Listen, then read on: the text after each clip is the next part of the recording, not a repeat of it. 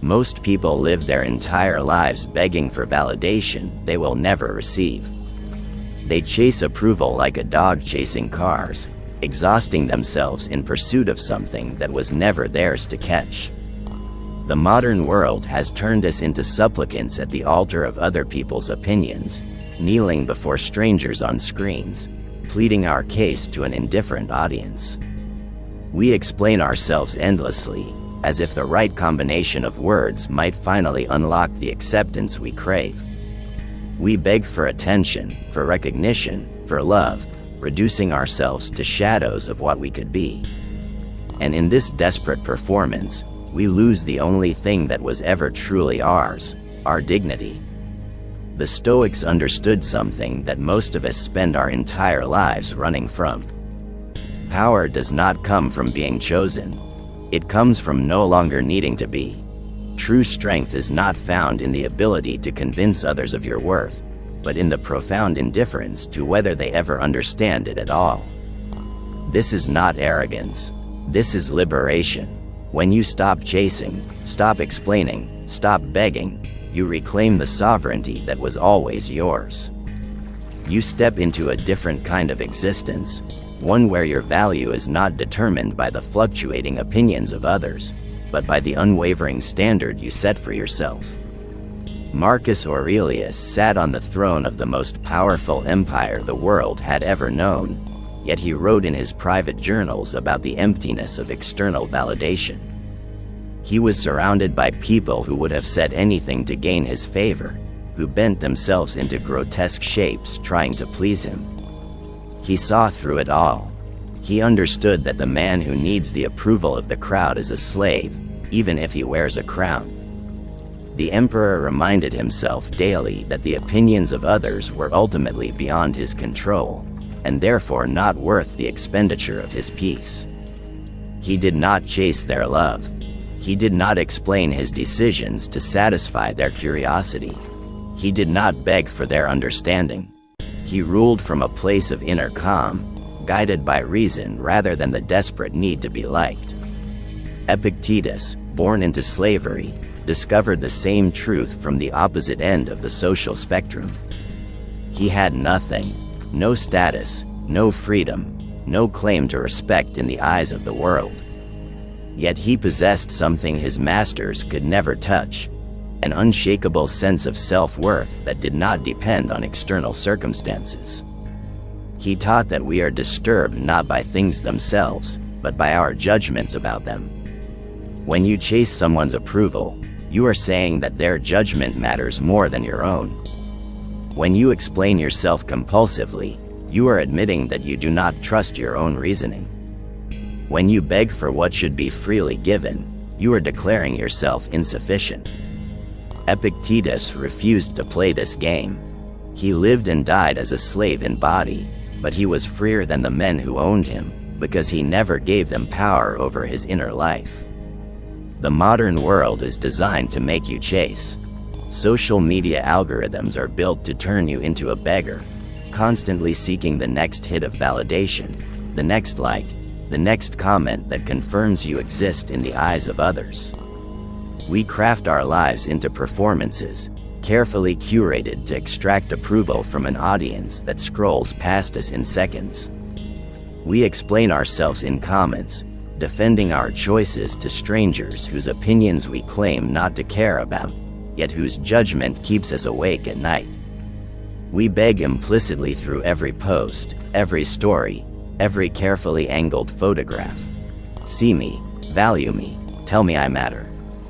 And the machine feeds on this desperation, growing stronger as we grow weaker, more fragmented, more dependent on external validation for our sense of self. But there is another way. The Stoics called it living in accordance with nature, with reason, with virtue.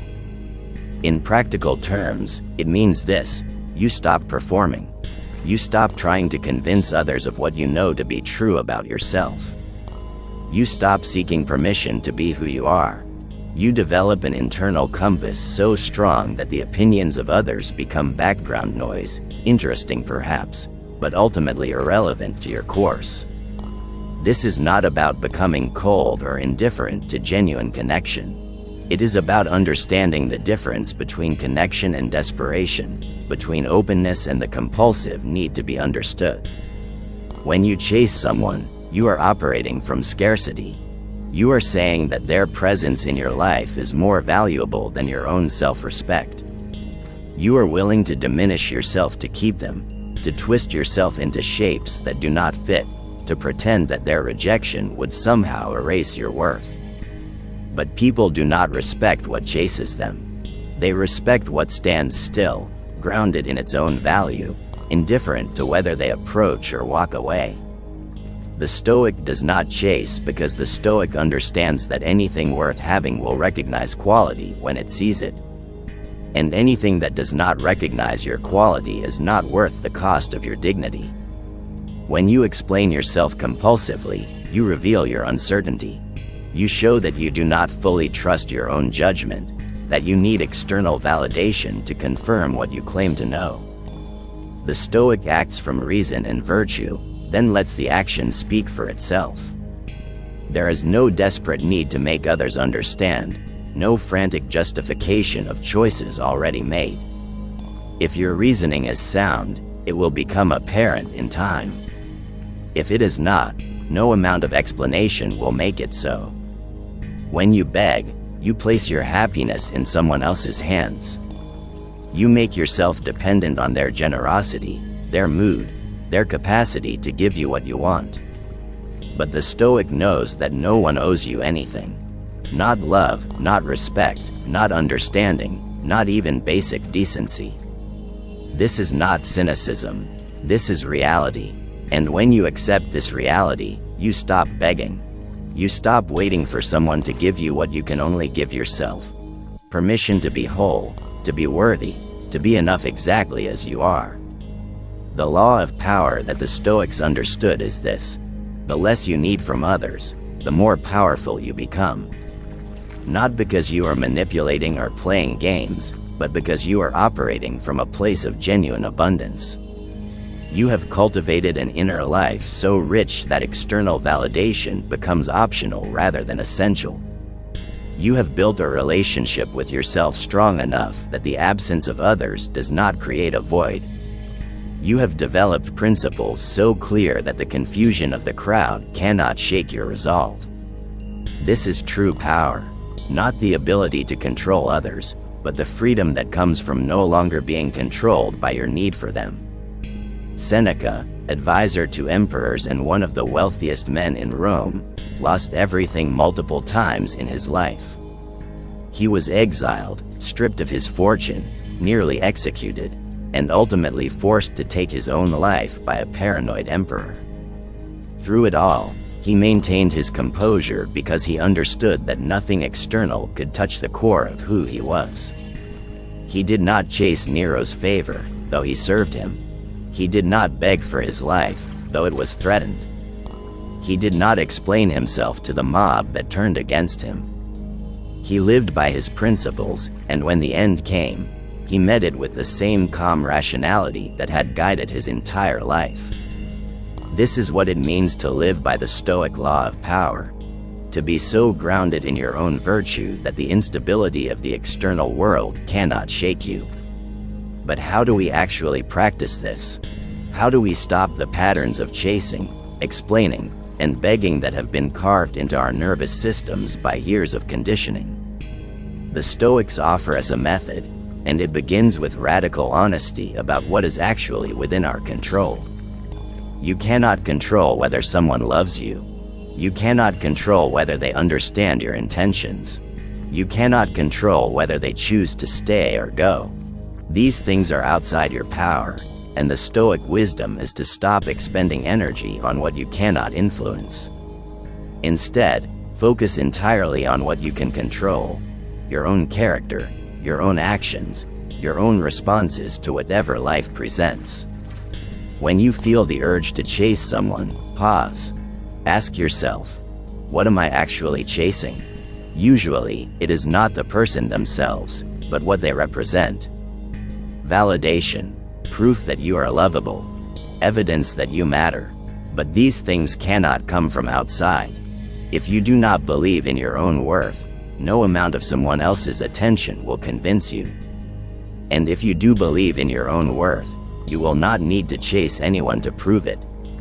The Stoic practices self-sufficiency not as isolation, but as the foundation for genuine connection. When you are complete within yourself, you can offer others your presence rather than your need. And that is infinitely more valuable. When you feel the urge to explain yourself, pause again. Ask yourself, am I explaining to genuinely communicate, or am I defending because I doubt my own choices?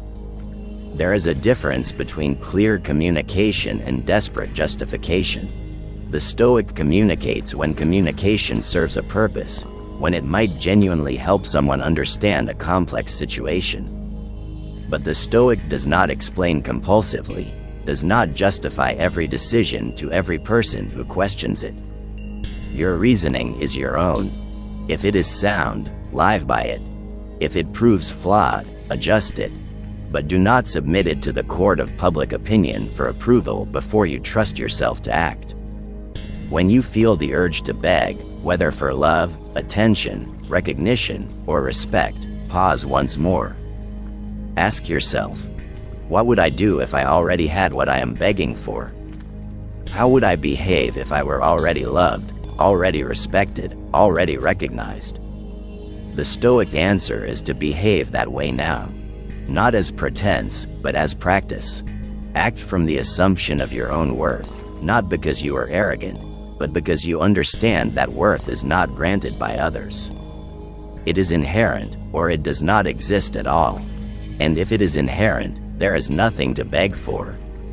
This does not mean you become rigid or cold. It does not mean you stop caring about others or seeking meaningful connection. What it means is that you approach relationships from a position of strength rather than desperation. You offer yourself honestly, without contortion or performance. You communicate clearly, without the need to convince. You remain open to others, without collapsing when they choose differently than you hoped. This is the Stoic law of power in practice. To be so secure in yourself that you can afford to be vulnerable. So grounded in your principles that you can afford to be flexible. So confident in your worth that you never need to demand others confirm it. The world will test this resolve constantly. People will misunderstand you, and your Stoic training will whisper, "Let them." They will walk away, and your training will remind you. What is meant for you will recognize you. They will demand explanations, and your training will teach you. Your life is not a thesis to be defended. Every day presents opportunities to fall back into old patterns, to chase, to explain, to beg. And every day presents the opportunity to choose differently, to practice the law of power that makes you free. There is a particular kind of peace that comes from this way of living. It is not the peace of having everything you want. It is the peace of no longer being tyrannized by wanting. You still desire things, still pursue goals, still care about people. But these desires no longer own you. You hold them lightly, with open hands, ready to release them if circumstances require it. This is what the Stoics meant by apatheia, often mistranslated as apathy. It is not indifference to life. It is freedom from being enslaved by your passions, from being controlled by your cravings, from sacrificing your dignity in pursuit of things beyond your control. Marcus Aurelius wrote that we should love what happens to us, because it is woven into our destiny. This seems impossible at first. How can we love rejection, loss, misunderstanding? But the Stoic is not asking you to love the event itself. He is asking you to love what the event reveals about your character, to love the opportunity it provides for growth, to love the freedom that comes from responding with virtue regardless of circumstances. When someone does not choose you, it reveals nothing about your worth and everything about compatibility. The Stoic does not chase because the Stoic trusts that what is aligned with their nature will find them, and what is not aligned would only create suffering if forced. When you live this way, something shifts in how others perceive you. People sense when someone is chasing them, when someone needs something from them, when someone is performing for approval. And they sense the opposite too. They sense when someone is complete within themselves, when someone's kindness comes from abundance rather than strategy, when someone's presence is an offer rather than a demand. Paradoxically, when you stop chasing, you often find that what you need comes to you. Not because you are manipulating or playing hard to get, but because you are finally showing up as your authentic self, and authenticity is magnetic in a world of performance. But even if nothing external changes, even if people still misunderstand you, still walk away, still fail to see your value, the Stoic law of power holds true. Because power, in the Stoic sense, was never about controlling outcomes. It was always about controlling yourself. It was about developing a character so strong that external circumstances could not shake it. It was about building an inner life so rich that the poverty of the external world could not diminish it. It was about becoming so anchored in virtue that the storms of fortune could not move you. This is difficult work. Our entire culture pushes against it. We are told that we should fight for every relationship, that we should never give up on convincing others, that persistence is the ultimate virtue. And there is truth in that, in certain contexts. But the Stoics ask us to discern the difference between healthy persistence and unhealthy attachment. Healthy persistence means continuing to act with virtue even when it is difficult. Unhealthy attachment means sacrificing your dignity to maintain a connection that diminishes you. The Stoic persists in virtue, but releases outcomes. The Stoic continues to show up authentically, but does not beg anyone to receive them. In practical terms, this means you set boundaries, not as walls to keep people out, but as definitions of how you will allow yourself to be treated. You decide that you will not chase anyone who is running away, because that dynamic creates resentment on both sides. You decide that you will communicate clearly once, perhaps twice if the situation is complex, but you will not explain yourself endlessly to people who have already decided not to understand. You decide that you will offer your best to the world, but you will not debase yourself begging for recognition that may never come.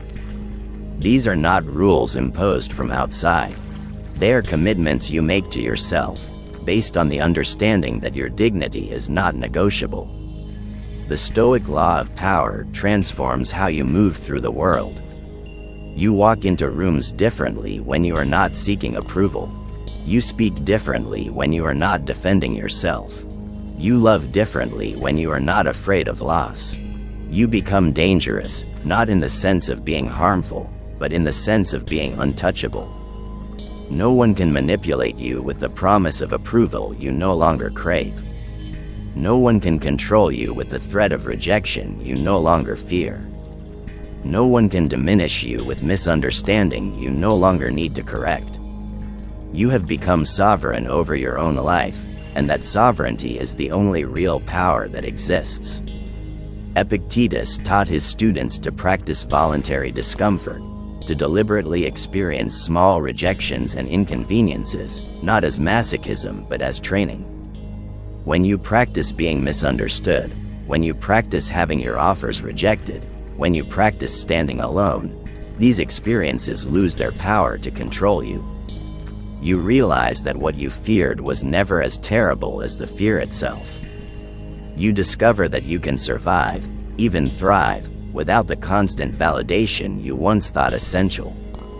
This practice builds the muscle of self-sufficiency, strengthening you for the inevitable moments when life removes what you cannot control. The law of power has ethical implications that we must examine honestly.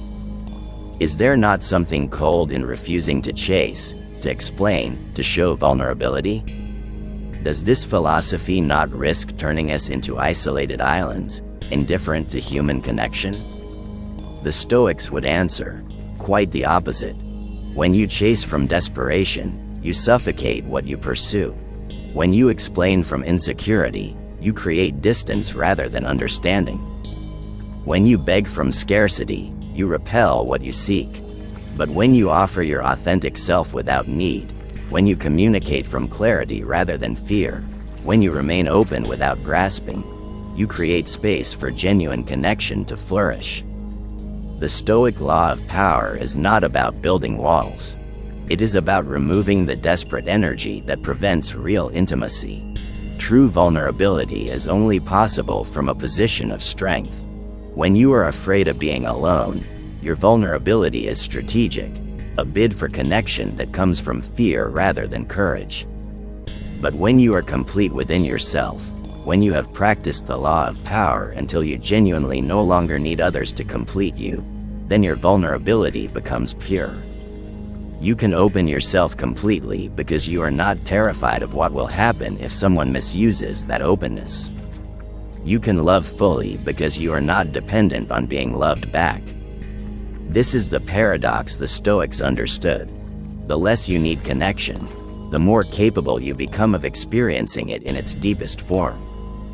As you practice this way of living, you will notice the quality of your relationships changing. The people who were attracted to your need, who enjoyed being chased, who fed on your explanations and pleas, will fall away. This can be painful, but the Stoics remind us that loss of what is not truly aligned with us is not loss at all.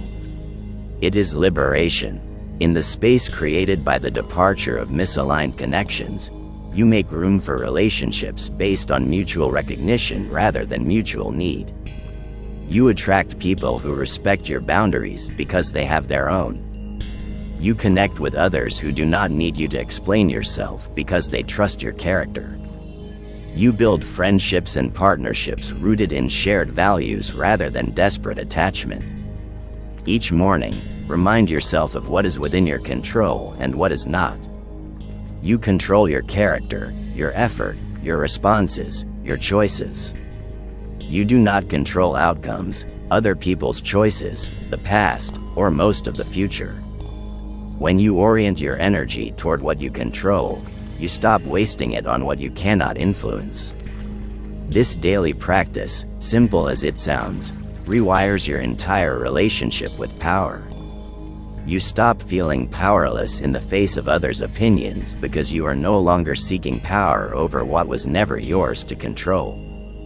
You start feeling genuinely powerful because you are exercising mastery over the only domain that ever mattered, yourself. The Stoic law of power asks you to examine every interaction through this lens. Before you send that text seeking reassurance, ask, "Am I chasing?" Before you launch into a detailed justification of your choices, ask, "Am I explaining from insecurity or communicating from clarity?" Before you plead for someone to see your worth, ask, "Am I begging for what I should be embodying?"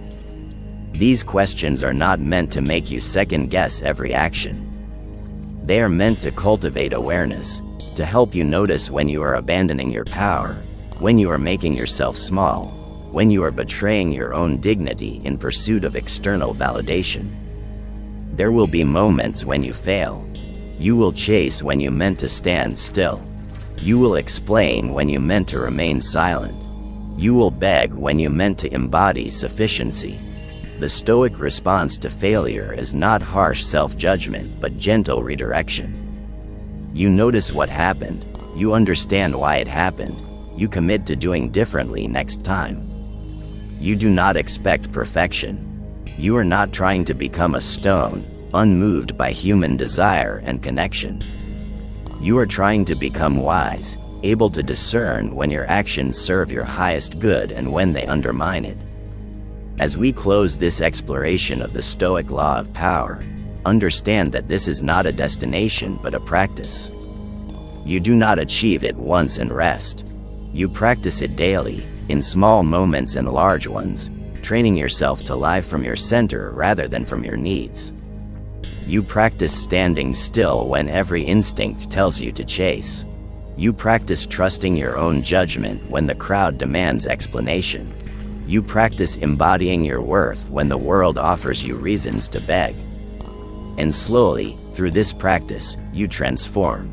You become someone who cannot be shaken because you are rooted in what cannot be taken. You become someone who cannot be controlled because you no longer need what others dangle.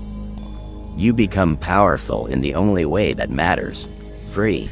The world rages with opinions, judgments, rejections, and misunderstandings. But the Stoic remains centered, calm, unmoved by the chaos of external circumstances.